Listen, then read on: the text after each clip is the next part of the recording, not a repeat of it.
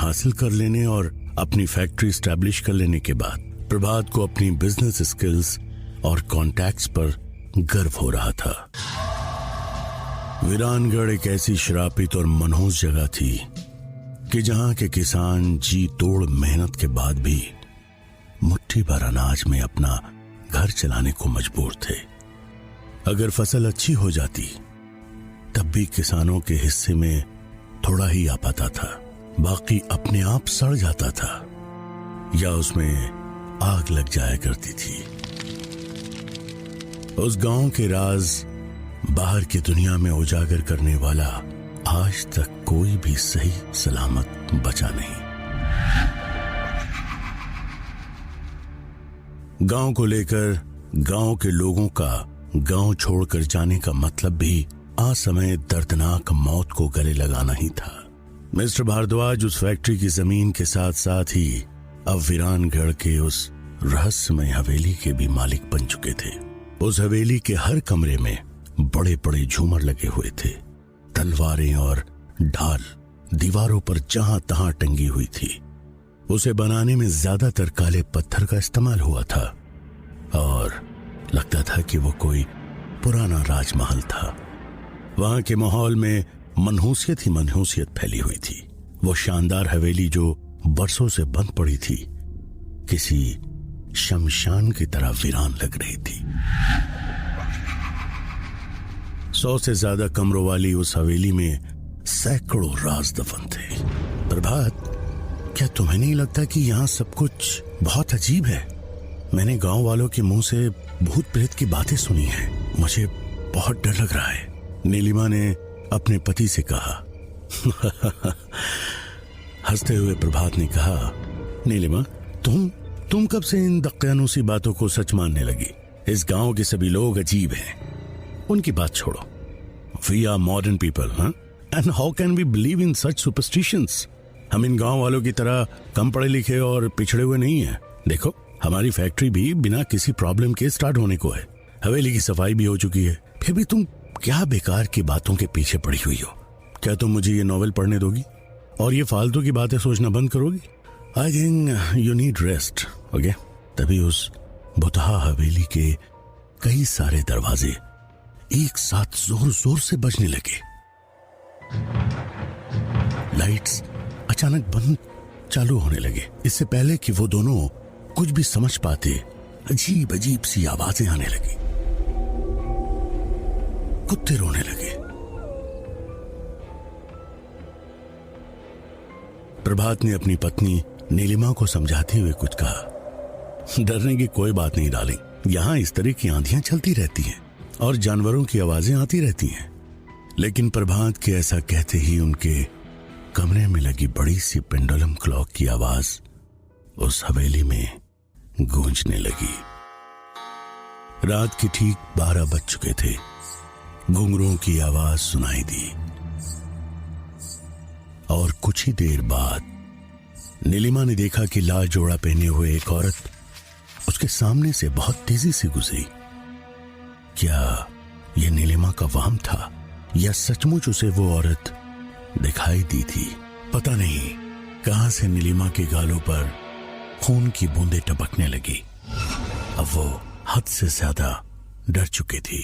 जो भी हो, नीलिमा ने प्रभात को उस औरत और खून की बूंदों के बारे में कुछ बताना चाहा, लेकिन डर के मारे उसके मुंह से आवाज ही नहीं निकल सकी। कमरे में अचानक लाल रंग का धुआं फैलने लगा और अजीब सी चंपा के इत्र की महक आने लगी। प्रभात, मुझे बहुत डर लग रहा है। हम दोनों को ही यहाँ नहीं आना चाहिए था। घबराई हुई नीलिमा ने अपने पति का हाथ पकड़ते हुए कहा। कमरे का टेम्परेचर अचानक से बहुत कम होने लगा। ये इत्र की खुशबू और ये धुआं सब कहां से आने लगा? अचानक इतनी ठंड क्यों लगने लगी है? यहाँ कुछ तो गड़बड़ है। मेरा दिल बैठा जा रहा है, नीलिमा ने आगे कहा। हवेली में लगी हुई तस्वीरों के आगे रखी कैंडल्स अचानक से जलने लगी और फिर अचानक प्रभात के हाथ में जो नॉवेल था उसमें भी आग लग गई। ओह गॉड, शिट! प्रभात हड़बड़ाया। अब डर का एहसास प्रभात को भी हो रहा था। कमरे में अचानक कुछ लोगों की जोर जोर से हंसने और रोने की आवाजें एक साथ आने लगी। इससे पहले कि वो दोनों एक्ट कर पाते, उनका वॉकिंग साइज बेड गोल गोल घूमता हुआ ऊपर सीलिंग से जा टकराया और टूट गया। जोर से धड़ाम की आवाज आई। नीलिमा और प्रभात दोनों ही करीब 20 फीट की ऊंचाई से जमीन पर गिर पड़े थे। वो दोनों पूरी तरह करा रहे थे। नीलिमा की कमर में चोट आई थी और दांत टकराने की वजह से मुंह से खून निकलने लगा था। वहीं प्रभात का हाथ बुरी तरह मुड़ गया था। ऐसा लग रहा था जैसे उसके हाथ की कोई हड्डी टूट गई थी। उसकी पीठ पर भी चोट आई थी, वो भी पूरी तरह तड़प रहा था। इसी बीच उनके कमरे में रखे फर्नीचर और बाकी चीजें सब एक एक करके हवा में उड़ने लगी। उन दोनों के दर्द से रोने की आवाज के साथ साथ कमरे में कई लोगों की हंसने की आवाजें जोर जोर से गूंजने लगी।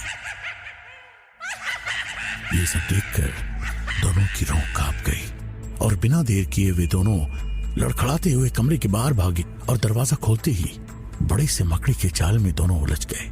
नीलिमा और प्रभात मदद के लिए जोर जोर से चिल्लाने लगे, कोई हमारी मदद करो, help help please, help help us. वो लोग इतनी रात में चिल्लाने के अलावा कर भी क्या सकते थे। वीरानगढ़ में मोबाइल नेटवर्क भी बहुत पुअर था, इसलिए वे लोग अपनी आवाज भी बाहर नहीं पहुंचा सकते थे। प्रभात, अगर हमें कुछ हो गया तो हमारे बच्चे सिद्धार्थ का क्या होगा? और हमने तो उसे कुछ बताया भी नहीं है। डर से कपकपाती रोती हुई नीलिमा ने अपने पति से कहा, ये सारी बातें बाद में करते हैं नीलिमा, पहले अपनी जान बचाओ और यहां से भागो, प्रभात ने कहा। वे लोग जैसे तैसे उस डरावनी हवेली के बाहर निकले। वहां पर उन्होंने देखा कि सामने गार्डन में सफेद और उजले कपड़े पहने हुए एक लंबे बालों वाली औरत एक छोटे से बच्चे को गोद में लिए घूम रही थी। वो बच्चा बुरी तरह से रो रहा था। अरे अरे कोई हमें बचाओ, यहाँ सचमुच भूत है। Somebody please help us! प्रभात भी जोर जोर से चिल्लाने लगा। इससे पहले कि वो दोनों हवेली छोड़कर बाहर निकल पाते, हवेली का चैनल गेट दोबारा से लॉक हो चुका था। ये सब देखकर नीलिमा और प्रभात का कलेजा मुंह को आ गया था। उनका गला सूख चुका था, वे पसीने से तरपतर हो चुके थे। तभी अचानक से ऐसा लगा जैसे किसी अदृश्य शक्ति ने उन्हें जोर से अंदर की तरफ घसीटा हो। दोनों की दिल दहलाने वाली आवाज हवेली में गूंज गई और फिर वो आवाज धूमिल होकर शांत हो गई।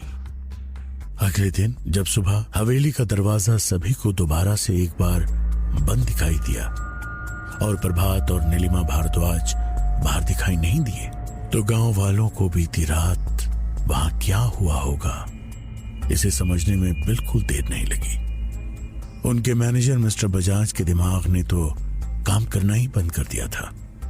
वो एक लॉयल और डेडिकेटेड पर्सन थे। उनकी काबिलियत पैसों की मोहताज नहीं थी।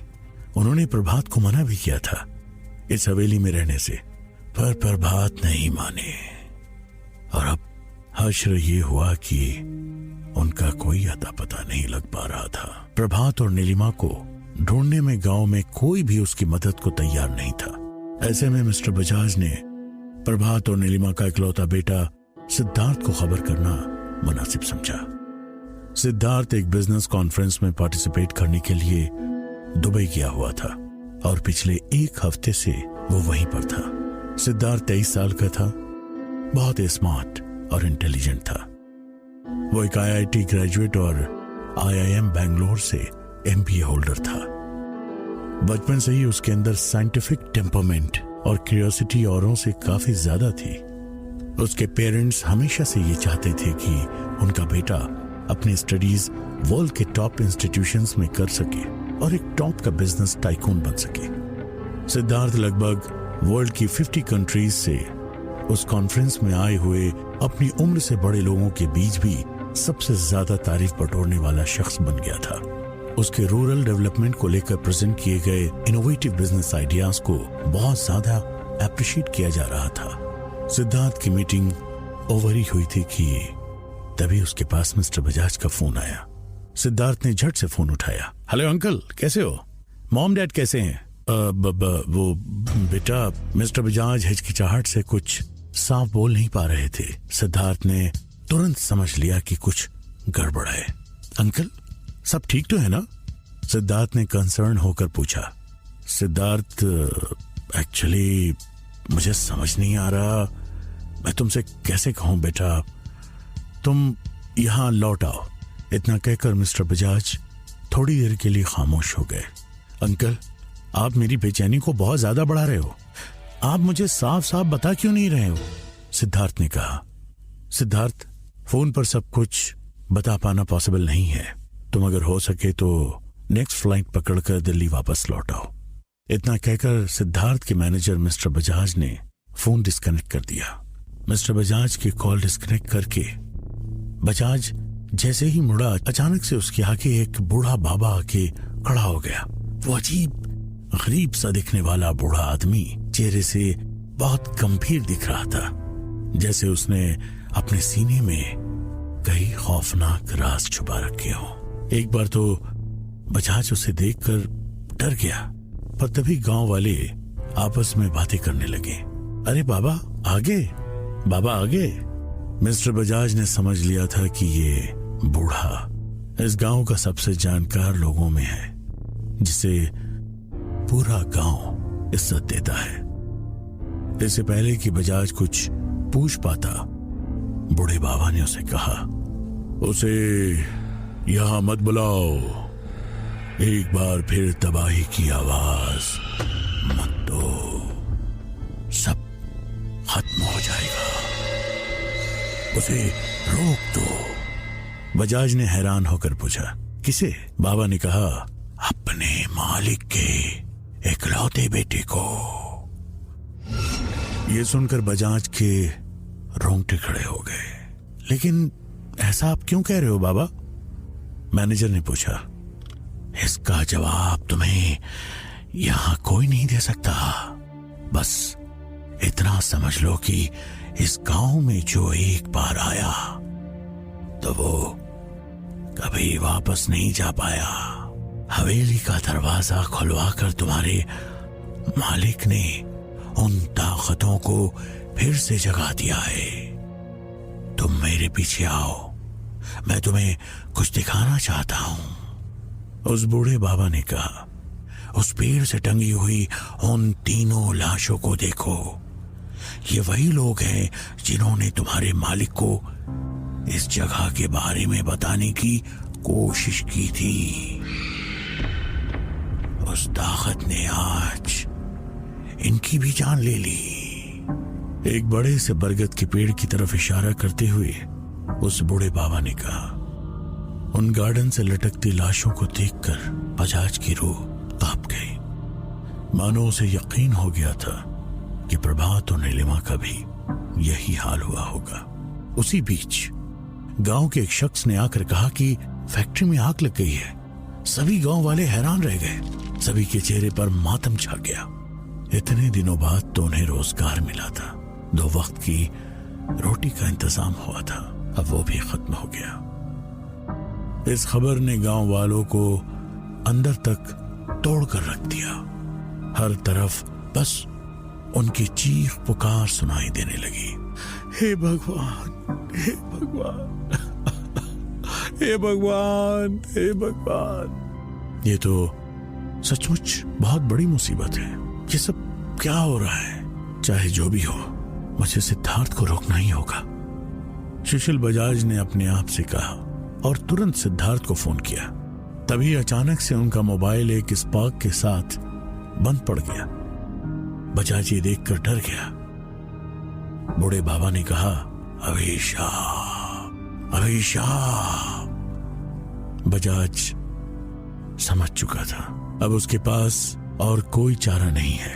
सिद्धार्थ अगली फ्लाइट पकड़कर रात को भी दुबई से जयपुर आ जाएगा और कल सुबह तक गांव भी पहुंच जाएगा और उसके रोकने के लिए बजाज को गांव के बाहर जाना ही होगा। सुबह होते ही मिस्टर बजाज सिद्धार्थ को रोकने के लिए